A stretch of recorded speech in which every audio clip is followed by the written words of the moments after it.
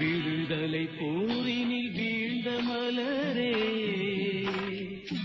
விடுதலை போரினில் வீழ்ந்த மலரே, தோழா தோழா வீரர் உமக்கே வணக்கம் வணக்கம் தோழா தோழா விடுதலை போரினில் வீழ்ந்த மலரே.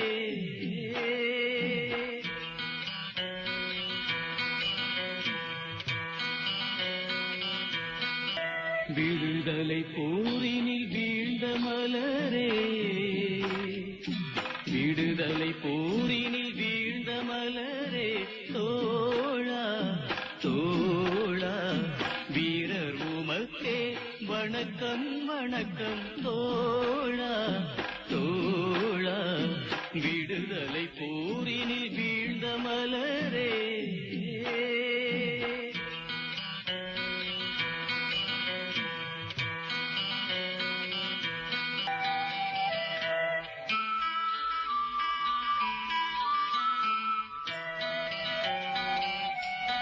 இளமக்கள் புரட்சிகர விடுதலை முன்னணியின் ஸ்தாபகர்கள் ஒருவரும் வடக்கு கிழக்கு மாகாண சபையினை உருவாக்கிய பிதாமகரும்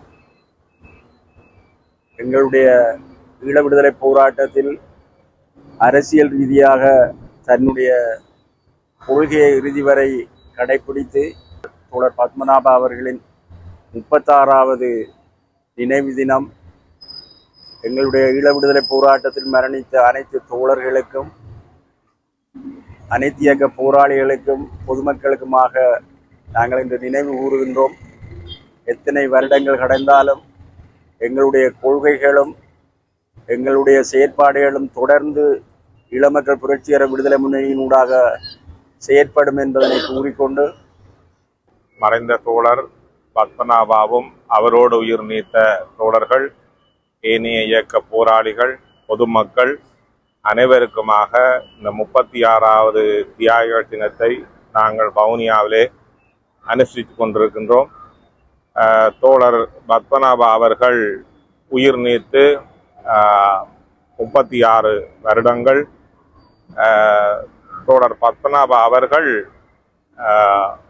அவர் 39 வயதிலே நான் நினைக்கிறேன் தன்னுடைய உயிரை தியாகம் செய்திருக்கிறார். இலங்கை இந்திய ஒப்பந்தத்துக்கும் தோழர் பத்மநாபா காலப்பகுதி இலங்கை இந்திய ஒப்பந்தம் கைச்சாத்திடப்பட்டு 39 வருடங்கள். தோழர் பத்மநாபா உயிர் நீக்கும் போது அவருடைய வயதும் 39 வருட காலம். ஈழத்தமிழர்களுடைய இன்றைய நிலையானது மிகவும் நாங்கள் ஒரு நெருக்கடியான நிலையில இருக்கிறோம்.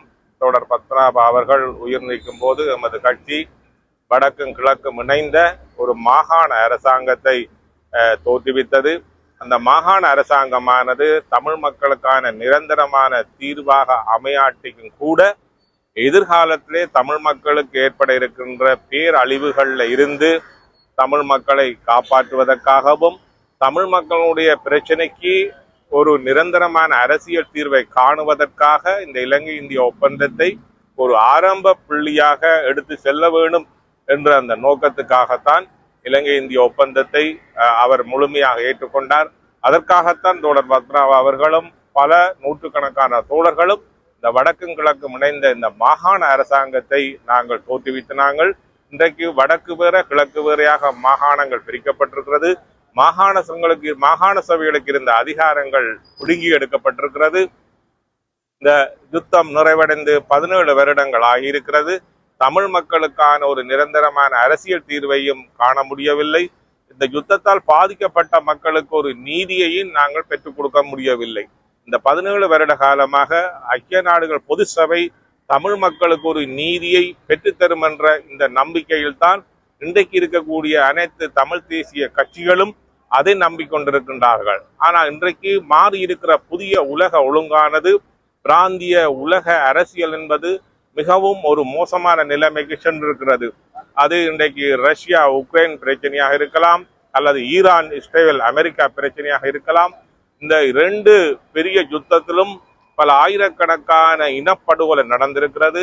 இந்த இனப்படுகொலை தொடர்பாக ஐக்கிய நாடுகள் பொது சபை எந்த ஒரு கவனமும் செலுத்தாத ஒரு சந்தர்ப்பத்தில் ஈழத்தமிழர்களுடைய இந்த இனப்படுகொலைக்கு வெறுமனவே ஐக்கிய நாடுகள் சபை ஊடாக எங்களுக்கு ஒரு தீர்வு கிடைக்கும் என்று நாங்கள் அதனை தொடர்ந்து நம்பிக்கொண்டிருப்பது என்பது தமிழ் மக்களை மீண்டும் மீண்டும் பின்னோக்கி தள்ளுகின்ற நிலைமைக்கு இட்டு செல்லும். ஆகவே தமிழ் தேசிய கட்சிகள் குறைஞ்சபட்சம் ஒரு அரசியல் தீர்வு காணுகின்ற இந்த விடயத்திலே ஒரு புள்ளியிலே தமிழ் தேசிய கட்சிகள் ஒன்றிணைய வேண்டிய ஒரு தேவைப்பாடு இருக்கிறது. இரண்டாவதாக வெறுமனவே நாங்கள் ஐநா சபையையும் அல்லது சர்வதேச சமூகம் எங்களுக்கு ஒரு தீர்வை பெற்றுத்தரும் என்று அதனை மட்டும் நம்பிக்கொண்டிருக்காமல் இந்த இலங்கை இந்திய ஒப்பந்தத்துக்கு கச்சாத்திட்ட இந்திய அரசாங்கம், இலங்கை அரசாங்கம், ஈழத்தமிழர்கள் சார்பிலே இந்த ஒப்பந்தத்தை கச்சாத்திட்டது இந்தியா மத்திய அரசாங்கம் என்ற அடிப்படையிலே இன்றைக்கு இருக்கக்கூடிய இந்தியா மத்திய அரசாங்கத்தோடு தமிழ் தேசிய கட்சிகள் தங்களுடைய ராஜதந்திர ரீதியான உறவை பலப்படுத்த வேண்டிய தேவை இருக்கிறது. இந்திய அரசாங்கத்தோடு ஒரு பேச்சுவார்த்தைக்கு செல்ல வேண்டிய ஒரு தேவைப்பாடு இருக்கிறது. ஏனென்று சொன்னால் மாறி இருக்கிற புதிய உலக ஒழுங்கு என்பது அதனை மட்டும் நாங்கள் நம்பி இருந்து நாங்கள் எந்த பிரச்சனைக்கும் தீர்வு காண முடியாது. ஆகவே இன்றைக்கு இருக்கக்கூடிய ஜனநாயக தமிழ் தேசிய கூட்டணியா இருக்கலாம், தமிழரசு கட்சி, தமிழ் தேசிய மக்கள் முன்னணி, ஏனைய கட்சிகள் நாங்கள் ஒரு அரசியல் தீர்வு விடயத்திலே ஒரு பொது புள்ளியிலே நாங்கள் இணைந்து செயல்பட வேண்டி இருக்கிறது. அதே போல் புதுடில்லியோடு நாங்கள் பேச வேண்டிய தேவை இருக்கிறது.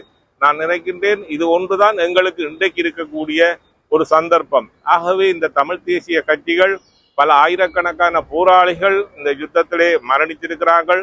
ஆயிரக்கணக்கான பொதுமக்கள் தங்களுடைய உயிரை தியாகம் செய்திருக்கிறார்கள்.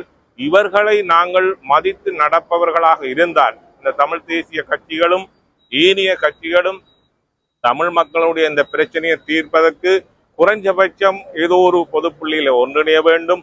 புதுடில்லி அரசாங்கத்தோடு ஒரு பேச்சுவார்த்தையை நாங்கள் நடத்த வேண்டும். ராஜதந்திர ரீதியான உறவை நாங்கள் வளர்த்து கொள்ள வேண்டும். இதன் ஊடாகத்தான் இலங்கையிலே நாங்கள் குறைந்தபட்சம் தமிழ் மக்களுக்கு ஒரு தீர்வை பெற்றுக் கொடுக்க முடியும். வெறுமனவே இன்றைக்கு ஆட்சியில் இருக்கக்கூடிய தேசிய மக்கள் சக்தி அரசாங்கம் பல வாக்குறுதிகளை கொடுத்திருந்தாலும் எந்த வாக்குறுதிகளையும் அவர்கள் நிறைவேற்றவில்லை. அது பயங்கரவாத தடை சட்டமாக இருக்கலாம், புதிய அரசியல் யாப்பை கொண்டு வர விடயமாக இருக்கலாம். வெறுமனவே இந்த அரசாங்கம் எங்களுக்கு தீர்வை தரும் என்று பாராளுமன்றத்துக்குள்ளே இருந்து நாங்கள் எதையும் செய்ய முடியாது. தமிழ் மக்கள் இந்த பிரச்சனையை அடுத்த கட்டம் ஒரு ராஜதந்திர ரீதியாக புதுடில்லி அரசாங்கத்தோடு பேசுவதன் ஊடாகத்தான் எங்கட மக்களுக்கு நாங்கள் குறைந்தபட்சம் ஒரு நிரந்தரமான தீர்வை காண முடியும். அதுதான் இந்த போரில் உயிர்நீத்த போராளிகளுக்கும் பொதுமக்களுக்கும் நாங்கள் செய்கிற ஒரு பெரிய அர்ப்பணிப்பாக இருக்கும். ஆகவே 36வது இந்த தியாகிகள் தினத்திலே அனைத்து உயிர்நீத்த போராளிகள் பொதுமக்களுக்கு தமிழ் தேசிய கட்சிகள் ஒன்றிணைந்து செயல்பட வேண்டும், புதுடில்லி அரசாங்கத்தோடு பேச வேண்டும் என்பதுதான் இந்த 36வது தியாகிகள் தினத்திலே நாங்கள் விடுக்கின்ற ஒரு பிரதான கோரிக்கையாகும்.